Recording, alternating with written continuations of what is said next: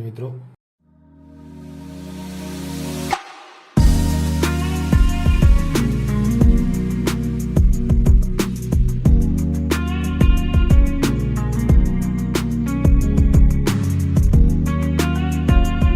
મારી યુટ્યુબ ચેનલમાં આપનું હાર્દિક સ્વાગત છે। અગાઉ આપણે ચેપ્ટર 2 ગણ્યું હતું, આજે આપણે ચેપ્ટર 4 ગણીએ। શું કીધું છે નંબર 1 દાખલામાં? અહીં સેલ્સિયસનું ફેરનહીટમાં રૂપાંતર કરતું સુરેખ સમીકરણ આપેલ છે। હવે આ સમીકરણ તમને આપેલું છે F બરાબર 1.8C વત્તા 32।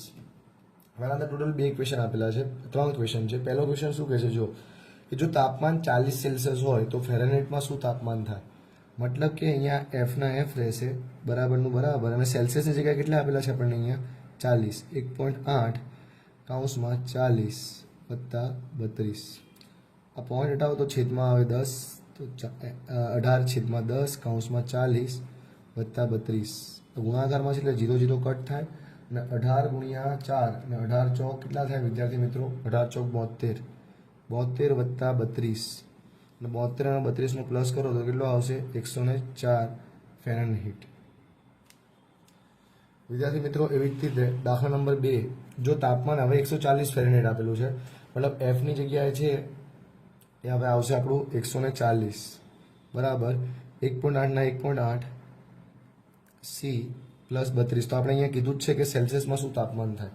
વિદ્યાર્થી મિત્રો અહીંયા દાખલો ગણીએ આપણે તો 140 ના 140 બરાબર, આ પોઈન્ટ હટાવો તો છેદમાં પોઈન્ટ હટાવો એને પહેલાં છે આપણે આ 32 છે, આ પ્લસ છે, તો એમ કરી પહેલાં પોઈન્ટ હટાવી દઈએ। 18/10C પ્લસ 32, 32 પ્લસ આ સાઈડ તો શું થાય? માઇનસ 140 માઇનસ 32 બરાબર 18/10C। હવે 140 માંથી છે વિદ્યાર્થી મિત્રો કે 32 જશે તો કેટલા આવશે? 108। હવે જ બરાબર 18/10C, 10 ભાગાકાર સામે જાય તો શું થશે વિદ્યાર્થી મિત્રો? ગુણાકાર 108 ગુણ્યા 10 છેદમાં હવે બરાબર 18C, 18 ગુણાકાર સામે જાય તો શું આવે? ભાગાકાર। તો અહીંયા 108 ગુણ્યા 10 છેદમાં 18 બરાબર C। વિદ્યાર્થી મિત્રો હવે જો 108 એ 18 ના ઘડિયામાં અડાય છે, 18 છે ને 108 થાય તો 6 નો ગુણાકાર 10 વડે તમે કરો તો C બરાબર શું આવે? 60 સેલ્સિયસ। એવી જ રીતે દાખલા નંબર છે એ ત્રીજો જુઓ વિદ્યાર્થી મિત્રો, કે જો તાપમાન -30 સેલ્સિયસ હોય તો ફેરનહીટમાં તાપમાન શું થશે? હવે છે F ના F રહેશે 1.8 ના 1.8, અને C ની જગ્યાએ શું આવશે? -30 વત્તા 32। ફરીથી પોઈન્ટ હટાવો તો છેદમાં 10 કૌંસમાં -30 વત્તા 32, 0 0 કટ થાય, 18 1 18 36 54, તો -54 પ્લસ 32, માઇનસ પ્લસ માઇનસ તો જવાબ આવે 22 ફેરનહીટ। માઇનસ પણ મોટી સંખ્યા 54 છે એટલે મતલબ ફેરનહીટનું માપ કેટલું આવે? 22 ફેરનહીટ।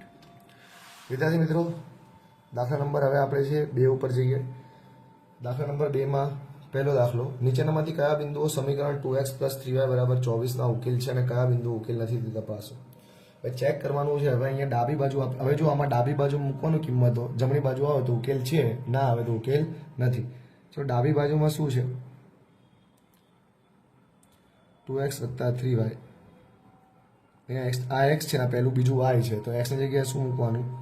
12, અહીં લખી જ દઉં છું x બરાબર 12 અને y બરાબર 0, પ્લસ 3 y ની જગ્યાએ આવે 0, 12 દુ 24 વત્તા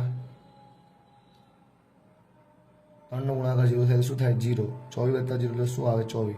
જો ડાબી બાજુ મૂકો તો જમણી બાજુ મળી આપણને, એટલે છે ઉકેલ છે। ચલો વિદ્યાર્થી મિત્રો બીજાની વાત કરીએ હવે આપણે ફરીથી। અહીંયા x બરાબર કેટલા છે આપણા જોડે? -3, અને y બરાબર કેટલા છે? 2√3। ચલો ડાબા બરાબર શું આવશે? 2x વત્તા 3y। ચલો 2 ના 2 રહેશે વિદ્યાર્થી મિત્રો, s ની જગ્યાએ આવે -√3 પ્લસ 3 ના 3 y ની જગ્યાએ આવે 2√3। ચલો 2 નો ગુણાકાર √3 વડે શું આપણે? -√3 એટલે -2√3 પ્લસ 3 દુ 6√3। ભાઈ માઇનસ પ્લસ માઇનસ 2√3 માંથી 6√3 જાય તો કેટલા √3 આવે? 4√3. આ પ્લસ આવે તો આ ઉકેલ છે ના, ઉકેલ નથી. આપણો જવાબ 24 આવવો જોઈએ, પણ અહીંયા જવાબ 4√3 આવે છે, તો ઉકેલ નથી. તો વાત કરીએ નંબર ત્રીજાની. ફરીથી ડાબા બરાબર 2x + 3y. x ની જગ્યાએ શું આવશે વિદ્યાર્થી મિત્રો? અહીંયા 6 અને y ની જગ્યાએ શું આવે? 4. ચલો 2 x ની જગ્યાએ 6 + 3 y ની જગ્યાએ આવે 4. 2 × 12 + 3 × 4 12 + 12 કેટલા થાય? 24. જો 24 આવે તો શું આવશે એનો મતલબ? ઉકેલ છે. વિદ્યાર્થી મિત્રો હવે દાખલા નંબર છે 2 ઉપર જઈએ. શું કીધું છે? નોટબુકની કિંમત પેનની કિંમત કરતાં બમણી છે. આ વિધાનને દ્વિચલ સુરેખ સમીકરણ સ્વરૂપે દર્શાવો. અને નોટબુકની કિંમત કેટલી લેવાની છે વિદ્યાર્થી મિત્રો? x તથા પેનની કિંમત કેટલી લેવાની છે? y. આપણને એ જ કીધું છે. હવે અહીંયા જો ધ્યાનથી વાંચો. નોટબુકની કિંમત પેનની કિંમત કરતાં બમણી છે, તો બંને કિંમતોના આમ પહેલા સરખાવવાનું કે નોટબુકની કિંમત બરાબર પેનની કિંમત. હવે નોટબુકની કિંમત બમણી છે ને પેન કરતા, તો ગુણ્યા 2 નોટબુકમાં નહીં કરવાના, પેનમાં કરવાના. ચલો નોટબુકની કિંમત કેટલી લેવાની વિદ્યાર્થી મિત્રો? x. ચલો 2 ના 2 ગુણ્યા પેનની કિંમત કેટલી લેવાની? y. x બરાબર 2y. આ 2y પ્લસ છે, આ સાઈડ તો માઇનસ, તો x - 2y બરાબર 0. વિદ્યાર્થી મિત્રો આપણો જવાબ. દાખલા નંબર 3 કે નીચેનામાંથી કયા બિંદુઓ સમીકરણ 2x + 5y બરાબર 0 બરાબર 20 ના ઉકેલ છે અને કયા બિંદુઓ ઉકેલ નથી? મેં તમને હમણાં જ કીધું વિદ્યાર્થી મિત્રો કે ઉકેલ કોણ હોય કે જે કિંમત x y ની મૂકો ને આપણને છે ડાબી બાજુ મૂકો ને જમણી બાજુ મળે તો ઉકેલ છે. ચલો અહીંયા x બરાબર કેટલા છે? એ 10 અને y બરાબર શું છે? 0. ચલો મૂકીએ ડાબા બરાબર 2x + 5y. પછી 2x ની જગ્યાએ આવે 10 અને y ની જગ્યાએ આવે 0. પછી 2 × 10 એટલે 20 થાય. 20 + 0 તો જવાબ શું આવે? 20. એવી જ રીતે બીજામાં જુઓ. x બરાબર 10 છે, y બરાબર 4.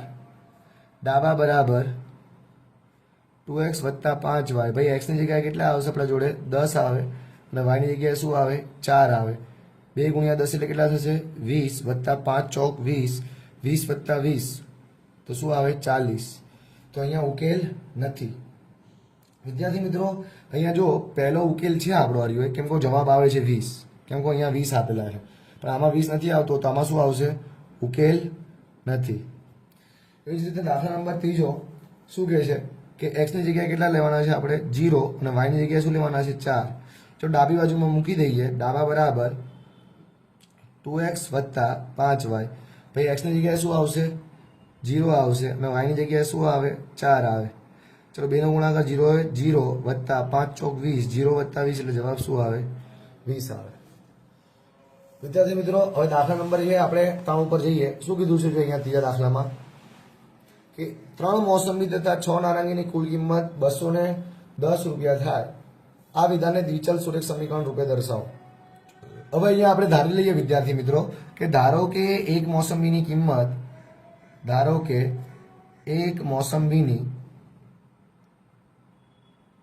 કિંમત રૂપિયા x છે તથા એક નારંગીની કિંમત રૂપિયા y છે. હવે શું કીધું છે? 3 મોસંબી. હવે એક મોસંબીની કિંમત x હોય તો 3 મોસંબીની કેટલી થાય વિદ્યાર્થી મિત્રો? 3x. કીધું છે 6 નારંગીઓ. એક નારંગી કિંમત y તો 6 નારંગી કેટલા થાય? 6x. આ બંનેની ટોટલ કિંમત કેટલી આપેલી છે? ટોટલ એટલે સરવાળો, અને બંનેની કિંમત કેટલી આપેલી છે? 210. વિદ્યાર્થી મિત્રો આ આપણો શું થશે જવાબ? કે 3x + 6. વિદ્યાર્થી મિત્રો નારંગીની કિંમત અહીંયા y છે એટલે અહીંયા x નહીં રાખવાનું, આપણે અહીંયા શું રાખીશું? y રાખીશું. તો 3x + 6y બરાબર 210.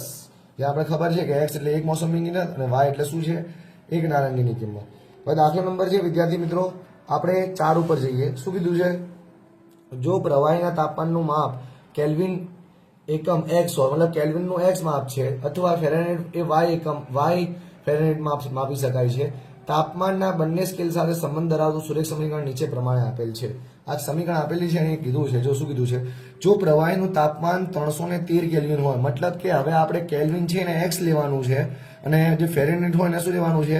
y. મતલબ અહીંયા આપણને x નું માપ આપેલું છે. કેટલું આપેલું છે? 313. તો ફેરનહીટ મતલબ આપણે y નું માપ શોધવાનું છે વિદ્યાર્થી મિત્રો. તો ચલો સમીકરણ આપણને આપેલું જ છે y બરાબર 9/5. હવે x ની જગ્યાએ શું આવશે 313 માઇનસ 273 કૌંસ વત્તા 332.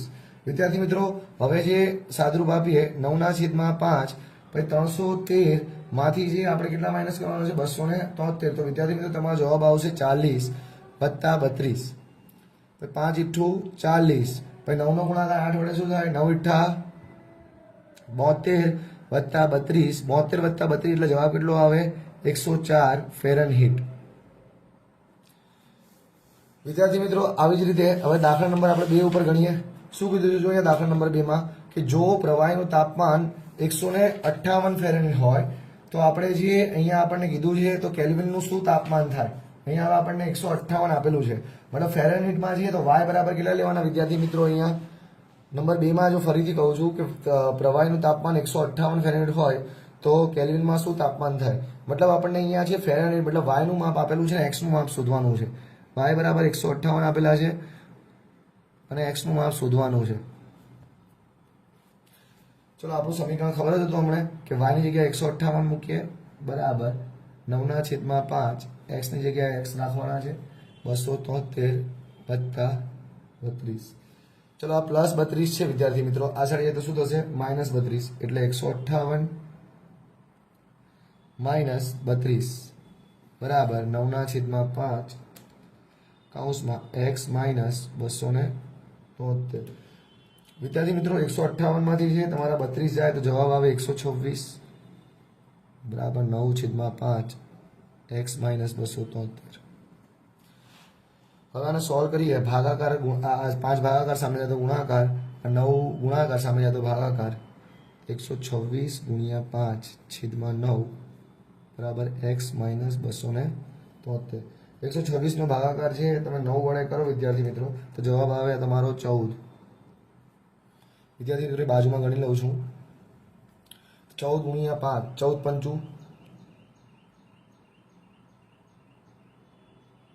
= 70 બરાબર x -273.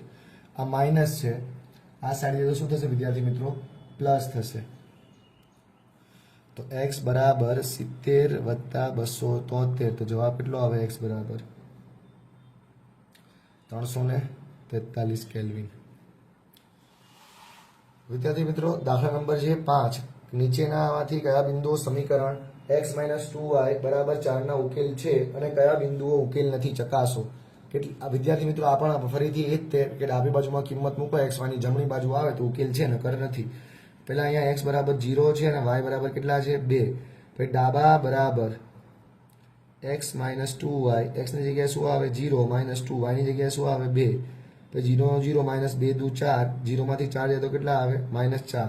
પછી ઉકેલ છે ના આ ઉકેલ નથી કેમ કોઈ -4 આવે છે પણ અહીંયા કેટલો છે 4 તો ઉકેલ નથી. વિદ્યાર્થી મિત્રો દાખલા નંબર 2 x બરાબર કેટલો છે અહીંયા 4 અને y બરાબર શું છે 0. તો ડાબી બાજુ શું છે ડાબા બરાબર x - 2y x ની જગ્યાએ આવે 4 - 2 y ની જગ્યાએ આવે 0. 4 ના 4 2 નો ગુણાકાર 0 0 એટલે જવાબ શું આવે 4. આ ઉકેલ છે વિદ્યાર્થી મિત્રો ઉકેલ છે કેમ કે અહીંયા જવાબ આપણે x આવે છે તો ઉકેલ છે. એવી જ રીતે દાખલા નંબર છે 3 કે ફરીથી x બરાબર 1 અને y બરાબર પણ 1 છે. ડાબા બરાબર શું આવે x - 2y x ની જગ્યાએ આવે 1 - 2 y ની જગ્યાએ પણ આવશે 1 1 - 2 કુબે 2 માંથી 1 જાય તો કેટલા આવે -1. આ ડાબા છે આવે ડાબા મતલબ ડાબી બાજુ કિંમત મૂકો તો જવાબ 4 નથી આવતો મતલબ અહીંયા શું આવશે ઉકેલ નથી. વિદ્યાર્થી મિત્રો 5મા નંબરનો છે બીજો દાખલો કે રાયનાને તેના પિતાએ આપેલી રકમના બમણા તથા માતાએ આપેલી રકમના 3 ગણાનો સરવાળો 1200 રૂપિયા થાય તો આ હકીકતને દ્વિચલ સુરેખ સમીકરણમાં લખો. હવે ધારી લઈએ ધારો કે રાયનાને પિતાએ આપેલ રકમ કેટલી છે રૂપિયા x છે તથા માતાએ આપેલ રકમ